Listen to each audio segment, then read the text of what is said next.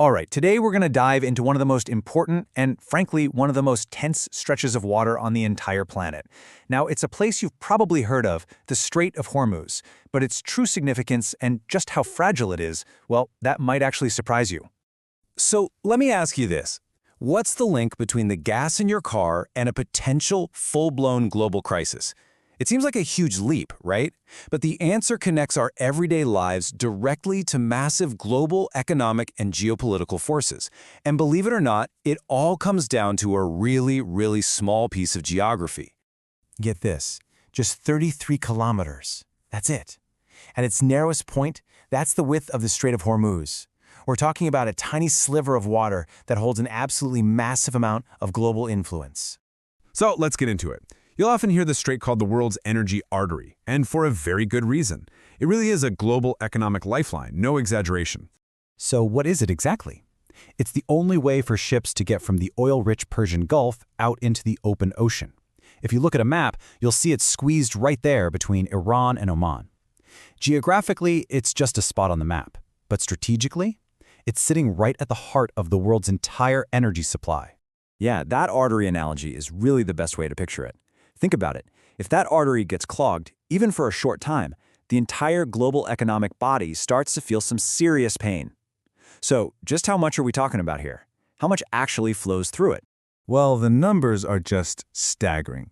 Seriously, about 20% of all oil consumed globally passes through this one narrow spot.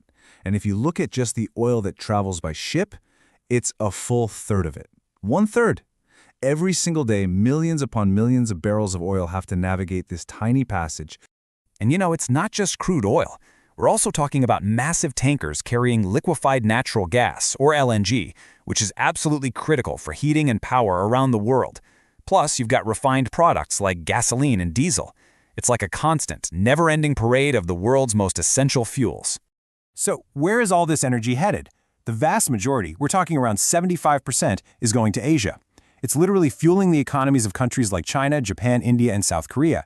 And this extreme concentration means their industries, their entire energy security, are uniquely vulnerable to anything that happens in this one single waterway. So, with so much on the line, it's really no surprise that there are some major players involved. You've got guardians, and you've got dependents, and they're all part of a very high-stakes game. On one hand, you have the major exporters like Saudi Arabia and Qatar. Their whole economies depend on it. Then you have the major importers in Asia and Europe whose industries would just grind to a halt without it. And what about the US? Well, even though they don't import much oil from here directly, they're still deeply invested. Why? Because any disruption sends global prices through the roof, and that hits everyone. And all of this economic dependency, this is precisely why the Strait of Hormuz isn't just a simple trade route. It's a major geopolitical flashpoint. In fact, it's considered one of the most militarized waterways in the entire world. Its strategic value means it's constantly being patrolled by the navies of major world powers, which, as you can imagine, creates an incredibly tense environment. The tension really boils down to this fundamental conflict of interest. On one side, you have Iran. They see their control over the strait as a powerful lever they can pull in response to economic or military pressure. But on the other side, you have the United States and its allies. They maintain a heavy naval presence there with one main goal: to guarantee freedom of navigation for all that global commerce. These two opposing goals are the real source of the constant friction. So this brings us to the big looming question. What would actually happen if this lifeline were ever to break? What if it were shut down?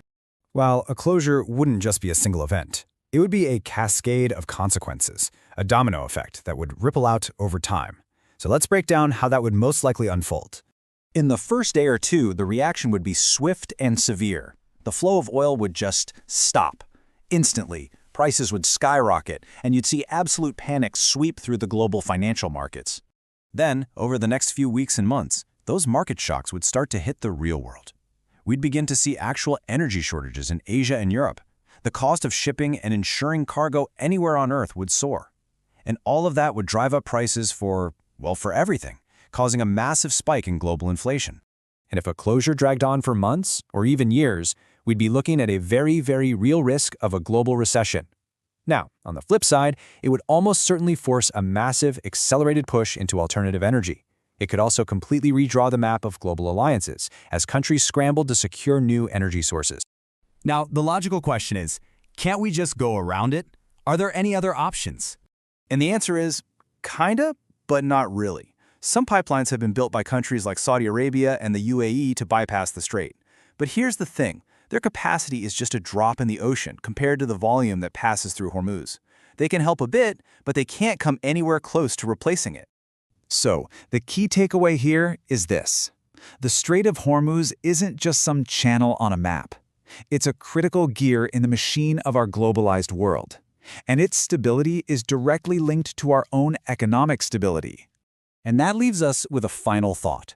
This tiny 33-kilometer waterway serves as a powerful reminder of how deeply interconnected our world is, but also just how vulnerable those connections are. It really makes you wonder, are we prepared for how fragile those connections truly are?